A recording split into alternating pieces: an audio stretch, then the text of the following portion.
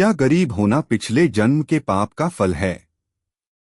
गरीब है, जरूर पिछले जन्म में बहुत पाप किए होंगे। कई बार लोग ऐसा कहते हैं, लेकिन क्या यह पूरा सत्य है? नहीं। गरीबी को केवल पिछले जन्म के कर्मों से जोड़ देना, जीवन की बहुत सारी वास्तविक परिस्थितियों को नजरअंदाज कर देना है।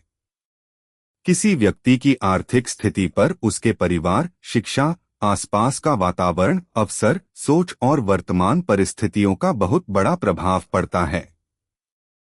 कई बार इंसान मेहनत तो बहुत करता है, लेकिन उसे सही शिक्षा नहीं मिलती, सही मार्गदर्शन नहीं मिलता और ऐसा वातावरण नहीं मिलता जो उसे गरीबी से बाहर निकलने में मदद कर सके। और यहीं से एक दूसरी समस्या शुरू होती है।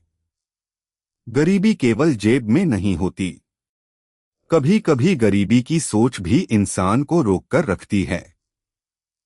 अगर जीवन में थोड़ा सा आध्यात्मिक ज्ञान और मनोविज्ञान संतुलित करके अपनाया जाए, तो हम अपनी परिस्थितियों को समझना, अपनी सोच को बदलना और उपलब्ध अवसरों का बेहतर उपयोग करना सीख सकते हैं।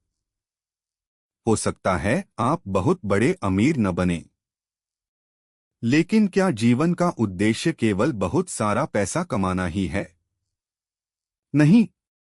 अगर आप अपनी जरूरतों को समझना सीख जाएं, अपनी सोच को मजबूत कर लें, मन को शांत रखना सीख लें और जो आपके पास है उसमें आगे बढ़ने का रास्ता खोज लें, तो आप गरीबी और दुख के भाव से ऊपर उठकर भी आनंदित जीवन जी सकते हैं।